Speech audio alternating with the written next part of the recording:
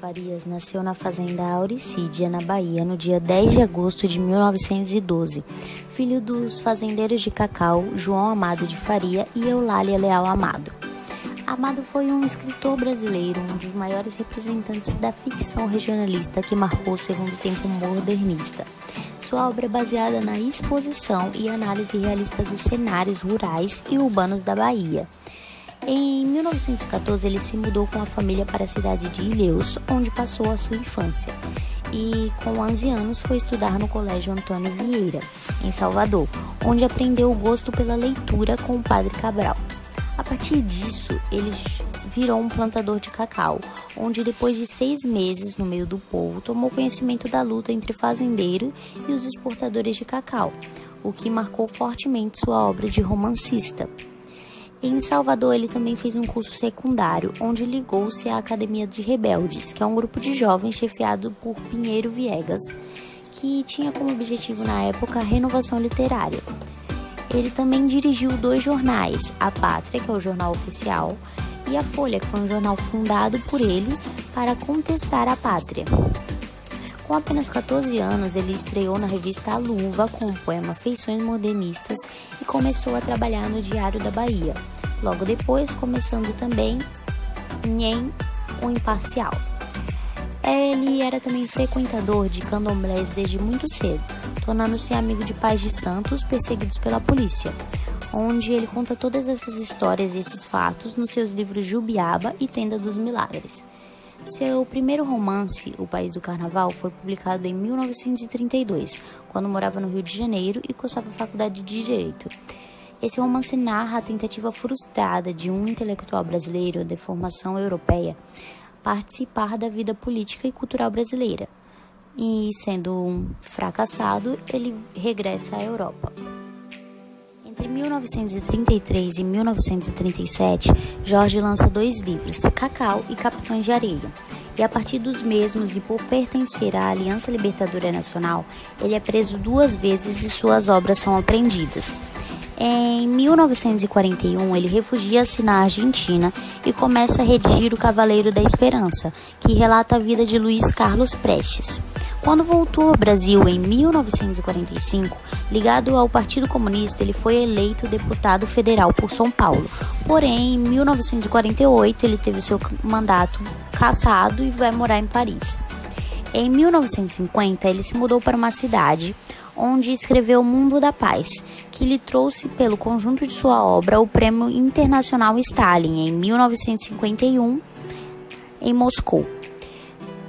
Já em 1956, ele retorna ao Brasil novamente, escrevendo um livro em 1958 que foi o mais famoso de sua obra, Gabriela, Cravo e Canela, dando início da segunda fase de sua obra, caracterizada pelo tratamento satírico e humorístico dos textos, sem prejuízo das intenções da crítica social. Em 1961, Jorge Amado candidata-se à Academia Brasileira de Letras, é eleito por unanimidade e ocupa a cadeira número 23, publicando também neste ano Os Velhos Marinheiros. Em 1963, ele deixa o Rio de Janeiro e volta a morar na Bahia.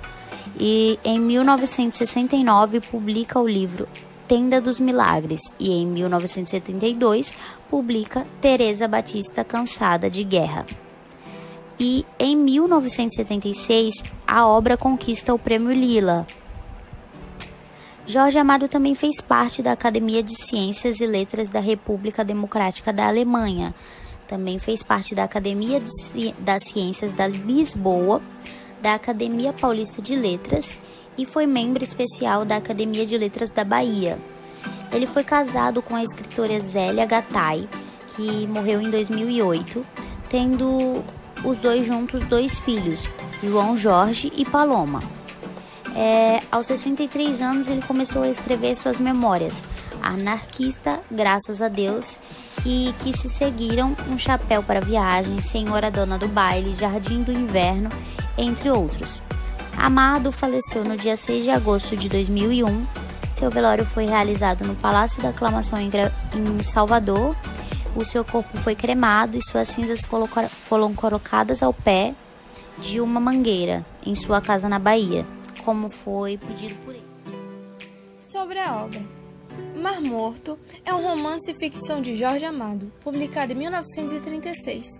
História narrada em terceira pessoa, com narrador onisciente.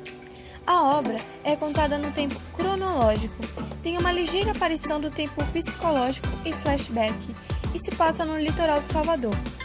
O conto tem uma rica mitologia em torno de Iemanjá, a rainha do mar, que guia os homens do mar.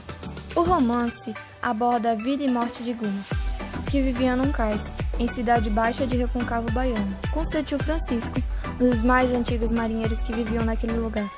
Seu Francisco ensinava as leis do mar para Guma, que com o tempo também se tornou um marinheiro e ficou famoso por salvar um navio, que ia naufragar em uma noite de tempestade com seu saveiro, chamado Valente. Por causa de sua fama, casou-se com Lívia, uma das moças mais bonitas do cais. Guma vivia bem com sua esposa, até se envolver com Esmeralda, sua vizinha, que também era casada. Rufino, marido de Esmeralda, descobriu sua traição, a matou e depois, por desgosto, se matou. Logo após o ocorrido, Lívia descobriu que estava grávida. Se sentindo culpado por ter traído Lívia e Rufino, Guma sai ao mar e acaba batendo o saveiro, que fica destruído. Com isso, volta para sua esposa e filho, que já nasceu. Ele vive feliz com sua família, mas também abalado pela perda de seu saveiro. Sem alternativa, Guma compra outro salveiro, chamado Paquete Voador, e começa a contrabandear seda para árabes. Em uma de suas viagens, Guma morre ao tentar salvar a vida de um rapaz que caiu ao mar. Após sua morte, as águas do mar ficaram calmas e mortas. Lívia fica com seu filho e seu Francisco, tomando conta do Paquete Voador e com a lembrança de seu marido, que ficou conhecido no cais como um homem corajoso e de bom coração.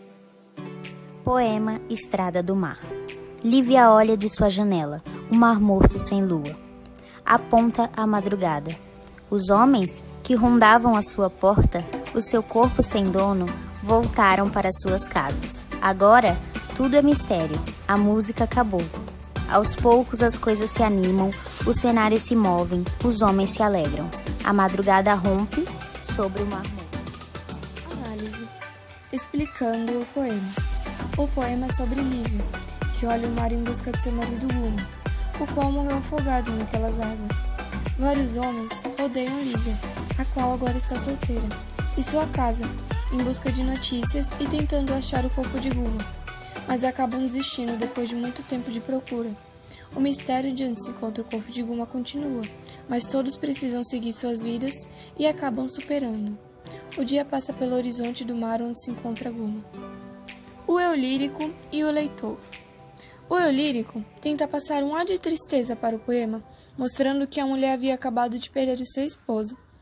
O poema em si é muito ambíguo e usa do jogo de palavras, passando para os que leem um suspense e esperando dos leitores um ar de dúvida, pois não conseguimos identificar com clareza como romperam a noite e o que os trouxe alegria. Uso das expressões. No poema foram usadas bastante expressões conotativas, no intuito de salientar uma emoção que uma expressão denotativa não salientaria.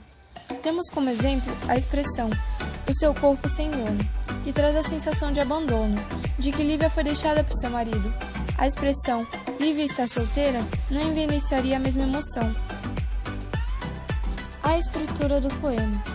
A estrutura do poema é composta por uma única estrofe, ou seja, sem estrutura fixa, onde a estrofe é irregular, constituída por 14 versos.